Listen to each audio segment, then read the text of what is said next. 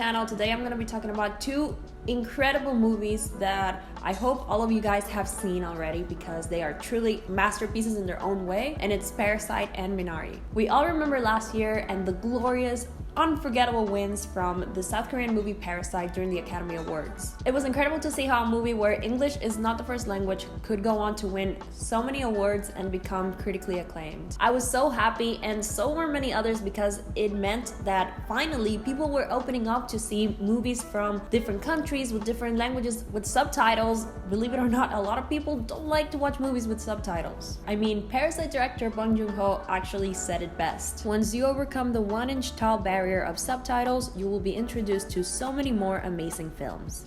And I agree 100%. It's a year later, and another mostly Korean language film has made its way into the Best Picture category at the Oscars. There's a big difference between the two films though. Minari is actually an American film directed by an American-Korean director, shot in the United States, whereas Parasite is a full South Korean movie directed by a South Korean director. Both films though have families as their central character, and I'm gonna be talking about both of them and their family dynamics within the film. First, I want to thank the Korean Tourism Organization for sponsoring this video. They're actually gonna be hosting a driving movie event where they'll be showing Minari on May 22nd, and it's gonna be at the Paramount Drive-In. People who attend this event will receive a KFilm Box worth over $150 of Korean snacks and gifts, and they'll also have the chance to enter a giveaway of 2 plane tickets to Korea. I actually received the KFilm Box, and I'm gonna be doing a little unboxing at the end of this video if you want to check out everything that it has.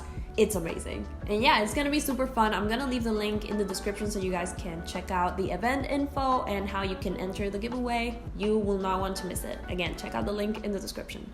Okay, let's start with Minari. Minari was directed by Lee Isaac Chung and is about this family that has moved to Arkansas. Right off the bat, we see how excited Jacob, the father, is to realize this dream of his of owning a farm. Monika, his wife, is not happy about this at all, as she is concerned about how this will affect the family financially, and how Jacob is not thinking about the family but only of himself. The kids, David and Anne, are Korean American, and they are just now realizing how different they might be from other American kids. At their church, we see how these other kids are ignorant, such as this girl who started just making random noises at Anne and asked her to stop her if she says something in her language. Then we have the grandma, Sunja, who comes to live with the family, as Monika thinks that this will help their family dynamic. Sunja is the only person in this film who seems to be content with her life. She doesn't seem to have any worries or anything that is making her unhappy. She just lives her life however she wants. Even when David is clearly not happy about having her around, bringing her Koreanness into their lives, going as far as calling her not a real grandma, and even peeing in her cup for her to drink. She, for the most part, just doesn't seem to mind. She pleads to Jacob not to punish David, as he's just a little boy. She is easygoing, and again, the only one in their family who has nothing to worry about. Their family dynamic is a rocky one. They all have different purposes and desires that contradict with one another. Jacob wants to have this farm dream of his. Monika wants to focus on the family and their well-being. David rejects Sunja, who in his eyes is the personification of Korea. She brings this Korean smell, as he says. She brings him Korean food and drinks. She hardly speaks English. He's just having a really difficult time accepting her. All of this is represented in one single object within the film: the dresser. The dresser serves as a metaphor. In it, Jacob hides money, putting it away because they're having financial problems. His farm dreams are costing the family a lot of money, sacrifices. They've had to downgrade their way of living. And he is acting like everything will be okay without facing the real consequences and financial problems that Monika is so upset about. Later on in the film, the drawer dresser falls on David, injuring him. This means all of these changes are costing him his well-being. He is struggling, and his parents are not realizing this. He has a heart condition that his parents are very careful about. They stop him from running, from doing physical activities, because they think that that's what's best for him. When the drawer falls on David and Grandma comes in to help him, she's actually very surprised that David was able to lift the drawer all by himself. She calls him a strong boy, something that David had never been referred to as, and this definitely strengthens their relationship. Later on, Grandma points at the dresser after having a stroke. She says under her breath, it will hide, referring to the snake at the Minari Creek. She says to David earlier how it's better to face your problems head on instead of making them hide. Same as the snake, it's better to just let her be instead of making her hide. If the family keeps hiding away their problems, they will end up getting hurt. The tragic fire that was accidentally started by Sunja was something that ultimately brought the family together.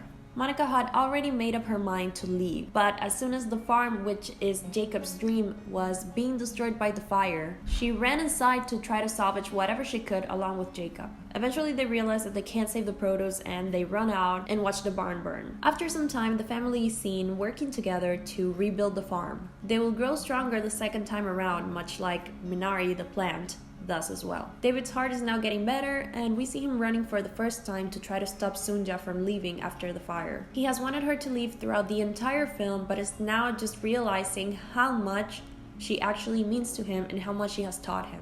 The director Lee Isaac-Chung based this movie around his own family experiences. When he was young, his grandma also accidentally set fire to the family farm, but unlike David, he didn't run after her, and this is something that he regrets deeply, which is why he wanted David to do what he never did. Minari's greatest lesson is that we can't let our problems hide away, much like a snake hiding in the leaves. The Yi family was able to come back stronger than ever because they finally were able to be honest with each other and face their problems head on. However, a family that does the exact opposite of this is the Kim family from Bong Joon-ho's film Parasite.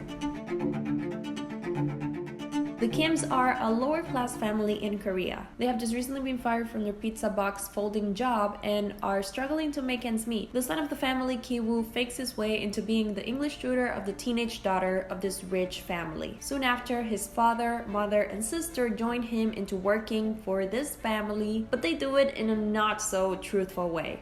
They all twist the truth, get all of the current employees of the Park family fired, and start their new life working for them. There's so much about Parasite that just makes it a complete masterpiece of a movie. From the storytelling, the acting, which they should have absolutely been nominated for, the score, which is used in such a perfectly comedic way. So many different details hidden in things like art direction, in lines that the characters say, and even just the camera movements have so much meaning. Everything is so carefully planned out, and honestly, it's just an absolute work of art. The Kim family seem to be very close. They all live together in a semi-basement, which means they probably don't have a lot of privacy from each other. They eat together, work together, lie and manipulate rich, gullible people, and give allergic reactions to mates together. Basically, they seem to be way closer to each other than, say, the Park family. Mr. Park works too much.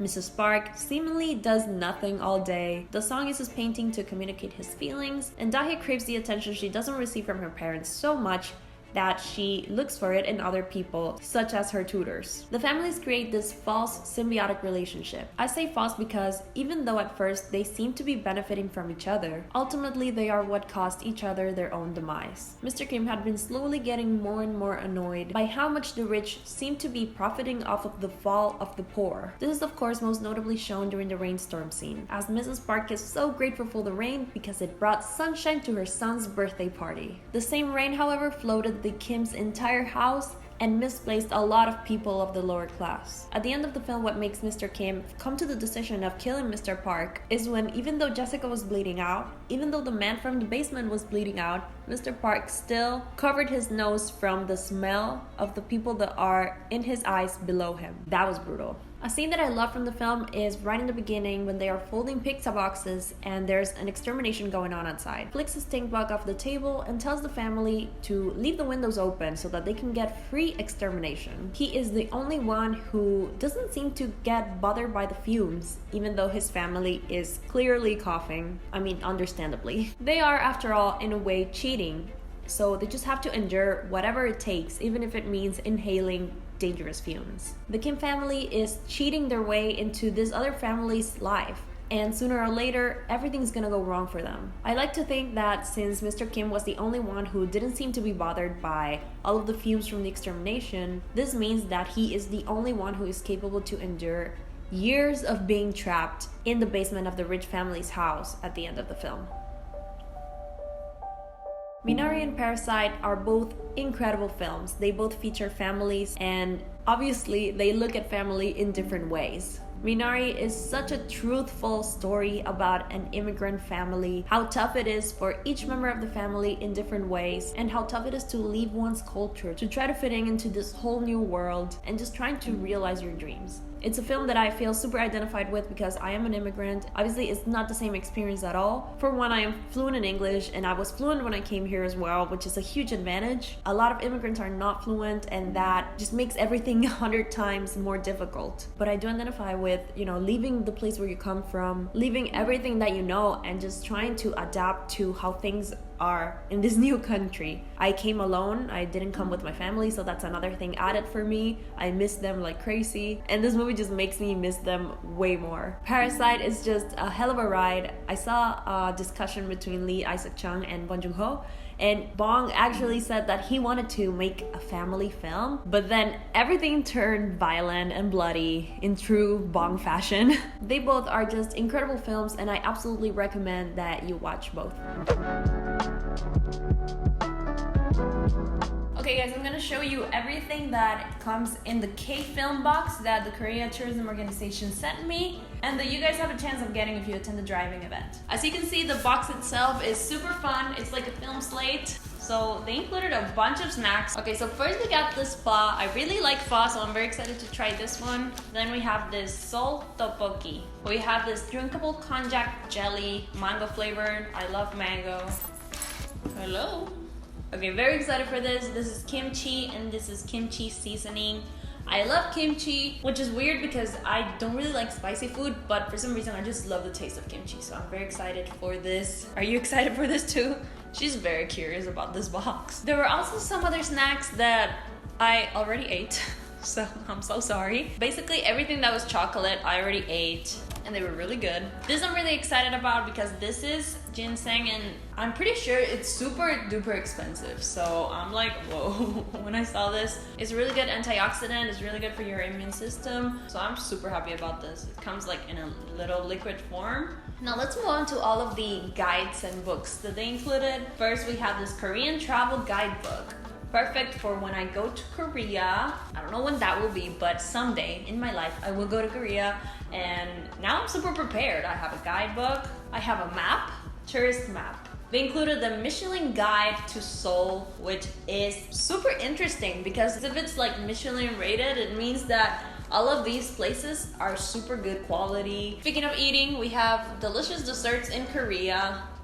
Now this is perfect for me, the one that ate all of the chocolate things in this box already. More food, 20 must-eats in Korea. We also have this coloring book, super fun. My absolute favorite book that they included in this box, and it's Explore Korea, a guide to filming locations of Netflix originals. I made a video about filming locations around LA, and so this is super interesting to me, and if I ever go to Korea, I will go to these filming locations, and I'll probably make a video about it. Look, they even have To All the Boys locations, Kingdom, and some other K-dramas. And I saved the best for last.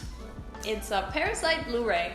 I'm very excited to own this. It also includes a Q&A with director Bong Joon-ho. It also has a digital code so that you can have it digitally. And yeah, that is all that is included in this box. You guys also have the chance to own one of these boxes if you attend the drive-in event. You're gonna get to watch Minari, which is really cool. And also you will be entered to win 2 plane tickets to Korea. So it's like the perfect event slash box slash giveaway. I'm gonna leave the link in the description so you can check out all of the details. As always, thank you so much for watching, and I hope that you guys enjoyed this video. Bye.